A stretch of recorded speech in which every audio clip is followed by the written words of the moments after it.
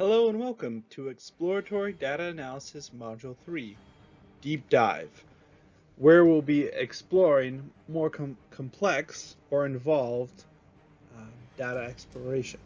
I'm Dr. Mark Williamson of the DaCCoTA project for the University of North Dakota. So in previous two modules, we covered a broad overview of exploratory data analysis. We looked at some more detail as well as actual code. And then we ran through some examples.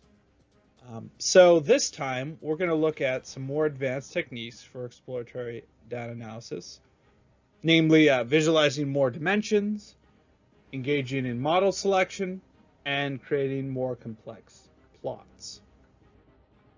So let's just review the basics first before we go any farther. We talked about how exploratory data analysis has four big chunks. Viewing data, where we can examine it, understand our data more, categorize data into categorical, numerical, response, predictor, and so forth. We can run summary statistics, gain things like mean, median, and mode, getting frequency, deviation, things like that to understand our data more. And then graphing, which is a big part to understand distributions, understand relationships. And then finally, we can run basic tests to understand the relationships between variables. So what we'll cover today is visualizing more dimensions, in which we'll learn how to make bubble graphs, 3D scatter plots, as well as engage in principal components analysis, also known as PCA. We'll also take a look at variable selection through the form of model selection, and then we'll take a gander at some more complex plots as well, including scatter plot matrix, multiple bar plots, and then scatter plots with factors. All right, let's dive in. So to visualize more dimensions, we'll start with three numerical variables on a single graph. Now, you can do this in a form of either a bubble graph or a 3D scatter plot. So what a bubble graph does is it takes your typical X and Y scatter plot for your first two variables, but then the third variable, instead of a sort of monolithic dot, it scales those dots by the size of that third variable, ergo the bubble. Like here's an example here. We have these two numerical variables, sepal width and length. Then the third variable, petal length, is shown by the size of these bubbles. In fact, you can add even more information, say a categorical variable, by coloring it. And we'll take a look at how we do this in a moment. For a 3D scatter plot, what we do is we run it in 3 dimensions. So we use the X, the Y, and the Z axis. So it can look something like this. It's a little harder to view, but there's tools that we can actually manipulate it to make it more clear. Now, if we have more variables, now we can play around with things like color and size and shape of things, but only to a certain degree. If you have many numerical variables, you really want to be able to compress it down using principal components axis. So it looks something like this, where you can still plot things with two axes called principal component axes, but all multiple variables are compressed abstractly into these here, and we'll kind of see how that's done. Okay, here we are in R to take a look at some examples of these plots. So I'll just start quick by learning some libraries in the. Okay, now let's start with some bubble plots. We're just going to use this dataset iris. It's built in R, 4 different variables and some species. We're just going to use ggplot, X and Y, and then the bubble our size. Just to get these different variables. And there we go here. It looks like we kind of have two groupings, one with bigger petal length and smaller. And if we color that, because we can actually color with a categorical, we'll color by species. And we see, oh, hey, look, it looks like Setosa is kind of separate off from the other two. Now let's do another example with this insular data. This is just different islands and different characteristics. We got 15 islands here, like species richness, different species information, as well as geographic info. And we're going to look at area, elevation, and species richness. And with this bubble plot, we can see, yeah, it looks like area and elevation seem to go together, and that smaller area elevation have less species and bigger ones have more. Not surprising. Let's turn to scatter plots now. We're going to set our margins to 0 just to visualize things better. Then we're going to do this plot 3D, which is pretty simple functions, x, y, and z to get our 3 dimensions. And I'll show this little RGL device. You can actually rotate it, and this is pretty cool. And again, we can kind of see here that there are, it's like kind of 2 different groups. One up here, 1, 2. This is probably those 2 species. This is that single species. Now, we can also add color. So I'm going to just create a new column with color and then add that to our plot 3D, as well as some a little bit nicer labels to get this. You can see we made them into spheres, and it's actually pretty cool. You can see that there's one species. And actually, while in the bubble plots, it was kind of hard to distinguish those other 2 species of iris, you can kind of see here that they're not as, with 3 dimensions, you can kind of separate them out a little bit better than you would otherwise. So that's kind of interesting. Okay, let's do the same with insular, and we're going to color them, but they're just all going to be the same color because there's only 15 islands.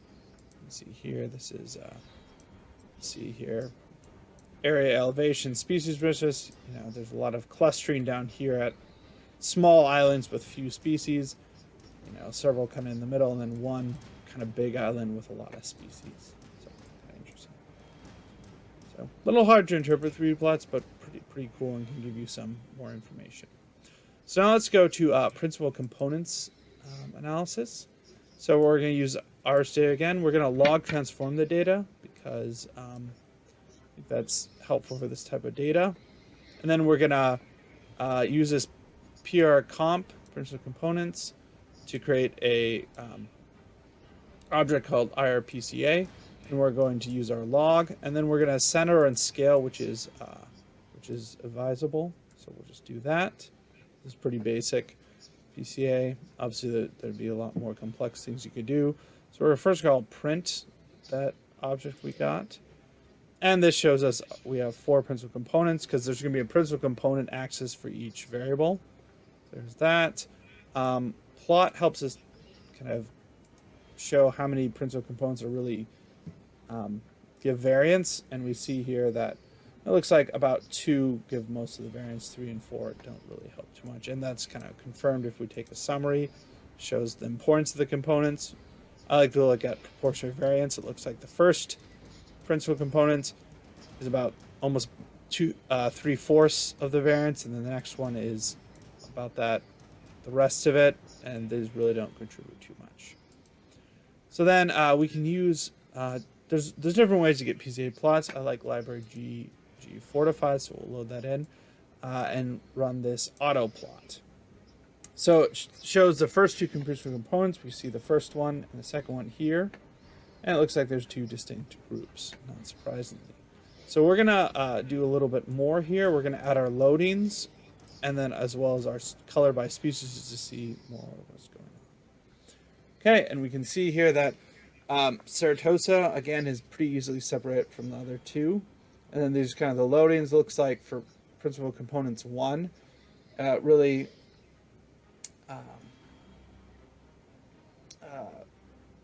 all these variables, how strong they are is kind of by how long the loadings are, and kind of how orthogonal they are, or how parallel they are.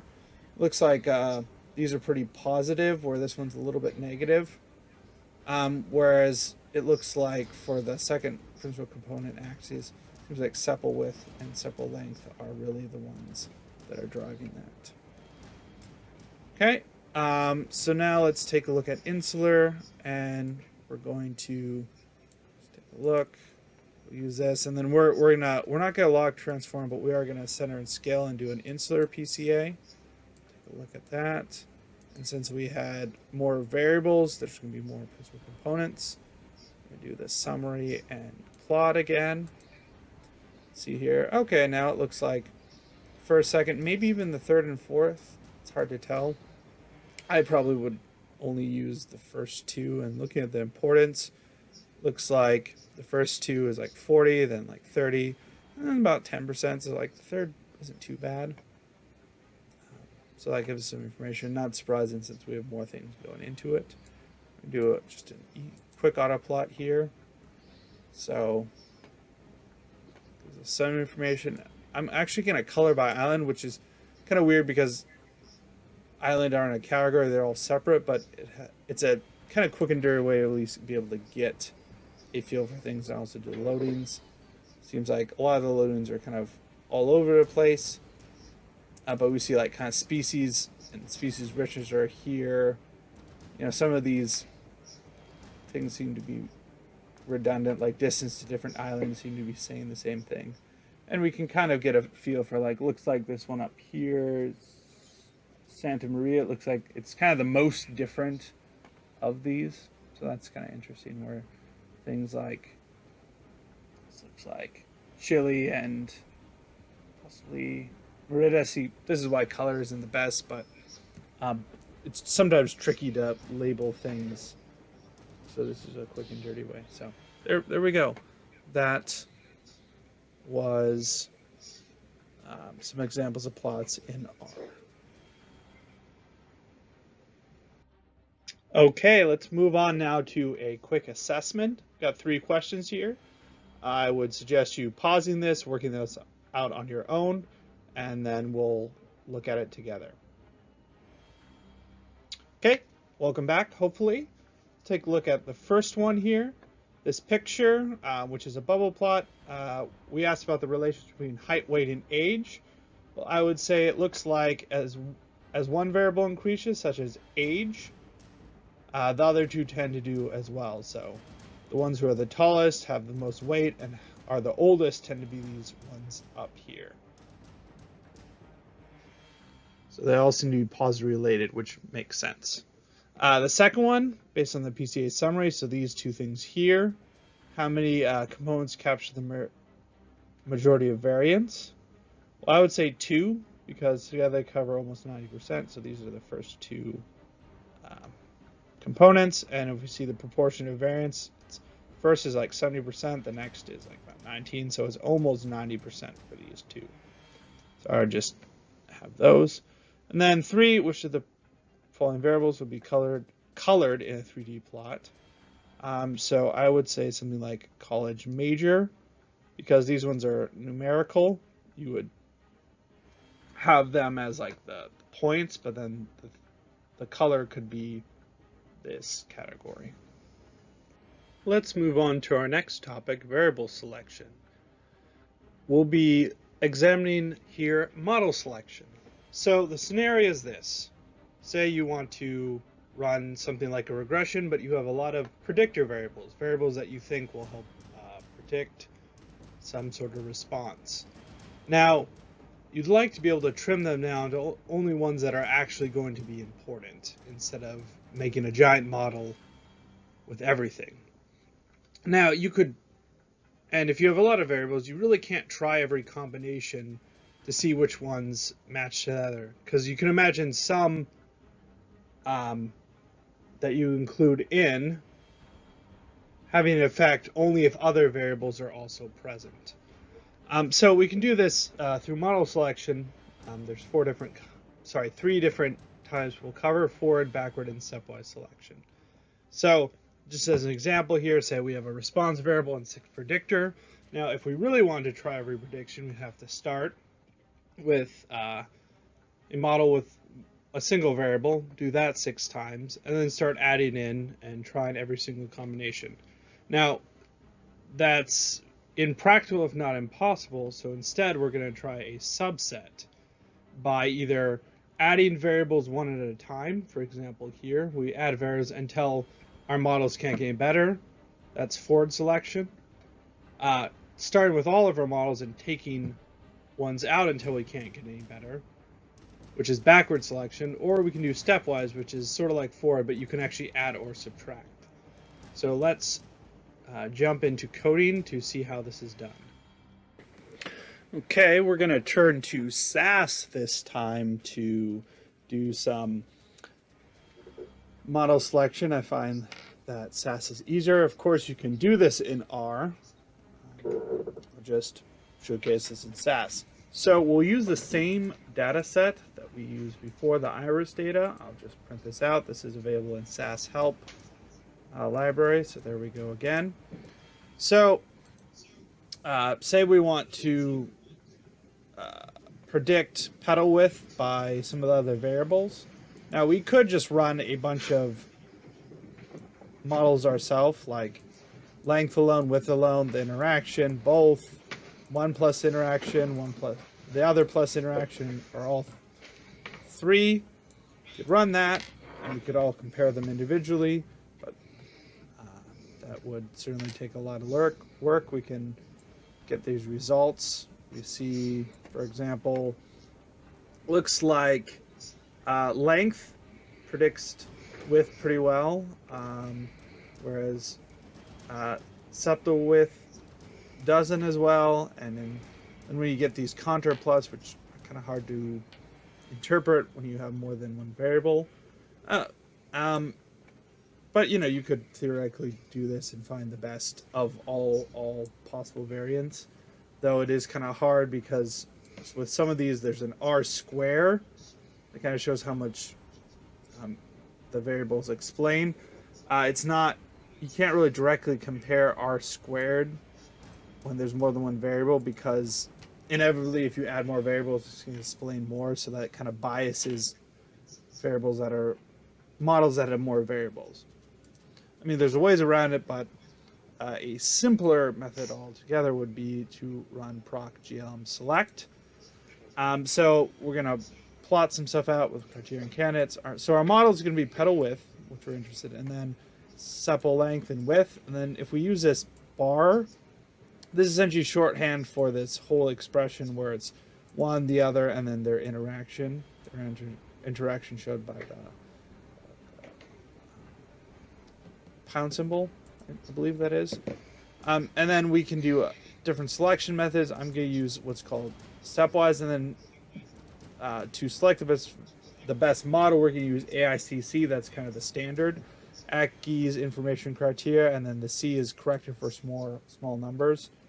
So that's kind of standard. So we'll run that. And so then what it does here is at each step, it'll add or subtract with the select. So it adds whatever variable has the lowest. So AICC, the lower the better. So between the three, looks like sepal length is the lowest. So it'll pick that, and it'll go on to the remaining ones. Looks like width is the lowest, so it takes that, and it comes back to here. And then at this step, it looks like it will also pick the interaction term. And then at this step, since it's a glm select, which means it can subtract stuff, it's actually going to subtract out, looks like it'll subtract out length. So giving us the final kind of steps is it added all three and then it took out the length. And this is a good way to show fit criteria. We use AICC, though the other ones are pretty similar. So the best fit was taking that out. And so it leaves us with our two variables, sepal width, and then the interaction. So that's how we do that. Now let's move on to the insular data. So I'm going to just pull this in and print it. Here's your information. So this time we're going to use species richness as our y variable, and then 1, 2, 3, 4, 5, 6, 7, 8, 9 other variables. So we're going to try a couple other things here. So we're going to try forward selection, which is where you start with the null model, so no variables, and you add them until you can't get a better AICC score. Backward is where you start with the full model, so you start with all of these, and then you take out them until you can't get any better. Or like we saw before, stepwise, where you start like forward, you start with a null model, but you can add or subtract as you go. So let's see how these all go. Okay, for the forward model, starts out, looks like it'll pick up area, then distance, and then distance to South Island, and it'll keep going. It looks like it stopped after that, so it means so it means our final model just has area, distance to Paramo Island, and distance to South Island. So there's 3 variables here. So if we look at the backward selection, it starts with all of these, and then it starts by taking out, it's like taking out elevation, taking out percent endemic, and so on and so forth until it stops taking things out. And we see how for these it was useful that we use AICC for small data sets, which we have here, because that was different from just using AICC or using these other ones. So that ends up with 1, 2, 3, 4, 5. So like the forward selection of area and these 2 distances, but it also kept an altitude and endemic. So let's take a look at stepwise.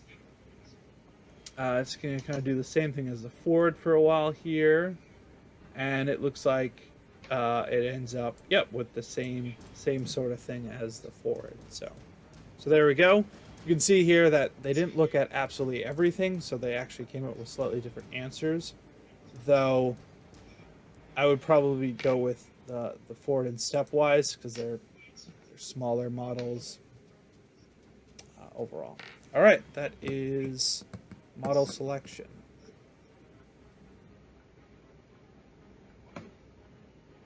Okay, we've got our second assessment here. Take a few minutes to pause this and work on this yourself. Welcome back. Let's take a look at number 1. So we're asking about the best fit for this response variable MSRP.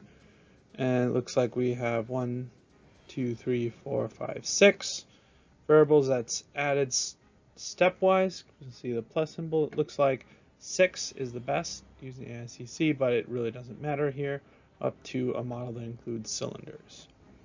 2, how will a stepwise selection select a model? Well, we know that it starts with a null model, and then we actually add or subtract until best fit. So there we go. And then finally, should you use R-squared to compared models? The answer is no, unless using single variable models. Otherwise you should use something else because it's biased by adding more variables. There is this adjusted R-squared that you can use, which accounts for additional variables, but not R-squared on its own. We have made it to our third section on complex plots, and the type of plot we're going to use depends on the type of variable. If we have a lot of numerical variables, we'll use something like a scatter plot matrix, where we can see here, we can look at the relationships, the correlations between a bunch of different variables at once. Now, if we have a single numerical variable, but we want to look against a bunch of categorical variables, we can use multiple bar plots. That's something like this absolute monstrosity here. We're actually comparing against 4 different categorical variables. This is overkill, but you can actually do it, though smaller numbers of category variables tend to be a lot more useful. And finally, we could have a scatter plot with factors, which is you have 2 numerical variables, scatter plot, and then you can compare categories. We've seen a little bit of this with some of those bubble plots, but we'll take a look at things like this. Okay, we're going to turn to our coding, and I've got a treat for you. We'll do both R and SAT. Right, let's look at some of those complex plot examples. We'll start here in R. Now for a basic scatter plot matrix, we can use this function pairs. So it's like a function, but there's no y, it's just a tilde and then all your x variables separated by plus signs. You can run that. And there we go. And this is the Irish data set. You can click zoom to look more at it and see the comparisons of sepal length against all the other ones and so forth. You really just need to look at one of the triangles because these two are telling the same thing, length versus width. Let's look at a bigger one here with the insular data. You can see here much more going on. Obviously, there's going to be some sort of visual limit to how many you can look at the same time before these boxes get too small to really see very well. Okay. We'll switch over actually to SAS. Just for you, my friend, we will do this in both SAS and R. So if we want to do a scatter plot, we can use proc sg scatter. We're going to use the iris data again, and we just have matrix and then all our variables. And we actually can group by species so we can see color. These are a little cleaner. And there we go. We get the same sort of plot, but then you can see here that there seems to be different patterns often for the different species. And even if we want to add a histogram in the diagonal, we can do that. So let's try that with the insular data. Okay, great. So we can see the different comparisons, but we also can see, like, say, species richness, how it's distributed itself. So one plot here gives a lot of information. All right, so let's move on now to multiple bar or box plots. So we're going to use this dataset SAS help cars. I'll just print this quick here. And so there's make and model of cars, as well as other character variables like type and origin, and then a bunch of characteristics that are numerical or, I guess, currency. This MSRP we'll see is important. It's essentially the sticker price. We'll come back to that. So say we want to look at just the general distribution of the sticker price. We can just do a box plot of it itself and see here that, okay, you know, on average it's below like 500,000, but there's a lot of variation, especially higher up. There's a lot of cars that are much more expensive than that. Say we're so interested in buying a car, but maybe we want a little more information. Maybe we want to look at a drivetrain. Maybe we're interested in one of those. You can see here all-wheel drive, front and rear drivetrain. You can see that looks like the front is a little lower, but then the rear is definitely has the most variation. Say we want to look even more in depth. Maybe we want to look at the origin, what major part of the world it comes from. We can do that as well. And here we go. So we have it by a drivetrain, but then also by Asia, Europe, or USA, and SAS thankfully makes a tidy little graph and colors it. You can see here that European cars tend to have, you know, the most variation, have the highest prices, where Asian cars tend to be lower across all of them, and then US is somewhere in the middle. So that gives a lot of information. Now, so we see how we can use category and group to look at two different categorical variables. You really can't do much more after that. So if you want more, you should shift to this SG panel, which essentially lets you do the same sort of box plot like we have here, but then also panel it by something else. So let's do type. And what we see here is for each of the 6 different types of cars, there's a separate plot. And this tells us even more information, but it's starting to get broken up. We can see hybrid cars, there's only Asian front-wheel drive hybrid cars. There's no other categories. So we're starting to get a little bit too finely broken up to be as useful, but another thing we can pull out of here is it looks like European sports cars definitely tend to be much more expensive, or at least have wider range in expenses. Now, if you would like to take it even farther, you can panel, I think, by an infinite number of things. So we could actually add cylinders and recreate that abomination of a graph that I showed you earlier, where we actually have 4 different panels. So each different data point here is by drivetrain, origin, type of car, and cylinder. And it's Of course, you can see here that some don't even only have like 1 point because we've finally spun the data so much. Okay, let's turn back to R now. Now R is a little trickier to do this, or at least a little messier. Let's take a look. We'll take the same SAS car data, kind of clean it up a little bit, but we'll essentially use the same thing to do it here. Now, if you just want to do a single box plot, we can just box plot that sticker price. Here we got that again. Like I said, not quite as clean, but still good. And if we want to do it by a category, we just do a function MSRP, and then for the X, we'll do drivetrain, and it should pop 3 out. There we go. And if we want to keep going, actually, in box plot, we can just keep adding the pound symbol and then another variable. And I'm going to color this one by origin. And here we go. We can start to see that it's a little messy, so I'm going to zoom it so we can actually still see all the variation. So here we go. Same sort of thing we saw in SAS. But we can essentially keep going indefinitely with all these things. So if, for example, if I want to also put type in, it'll keep going. And of course, it's getting really hard to measure this at all and getting clumpy up. So doing a box plot indefinitely isn't probably the best idea.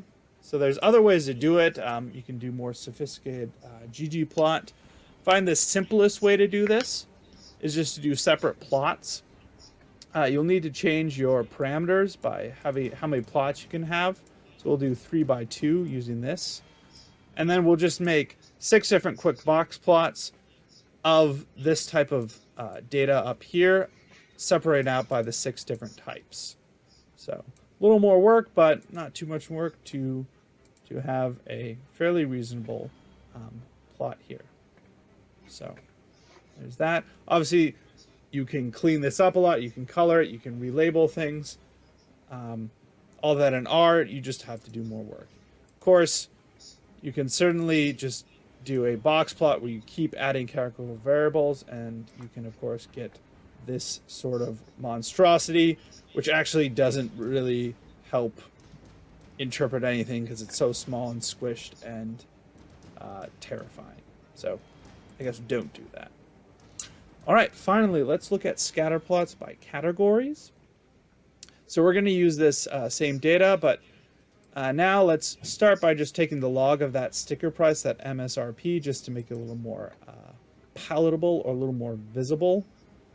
And then, so let's just start with a standard plot, scatter plot of MSRP, and then maybe high-value mileage. Remember, it's just that you can see here. And just simply color it. Now in R, you can just color it actually by origin. Or sorry, that's the category variable origin, so we're just going to color it by that. You can see, oh, it's colored now. But I don't know which one of these is which, so I need to add a legend. So you can add a legend. I'm going to add it to the top right. And then we know that we have an Asian, European, and US cars. And since they're in order, we know that they're going to be black, green, and red. So let's run that. Let's see. Give me a second here. And there we go. So there we go. You can see here, the US cars tend to be higher up here, where the Asian and European are mixed a little bit more, but Asia certainly has one's much more at the higher mileage.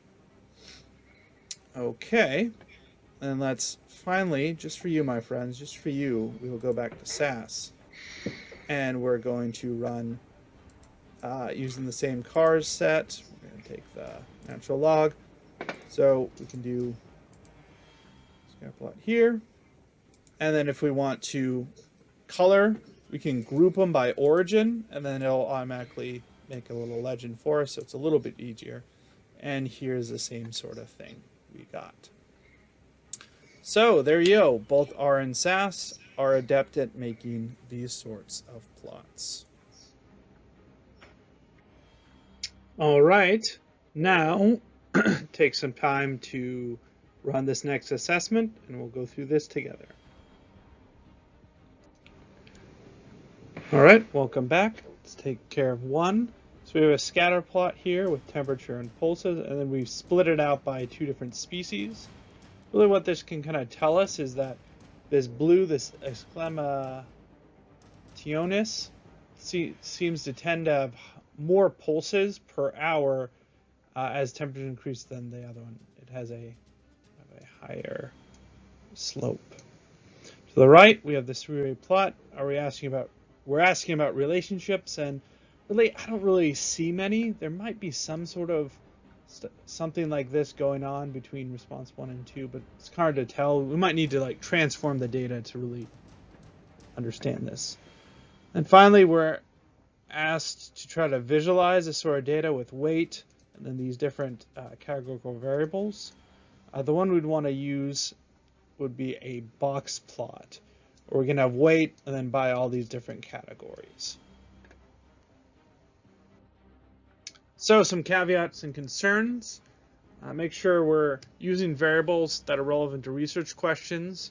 In a lot of this, we're starting to stack up more and more variables that we're looking at.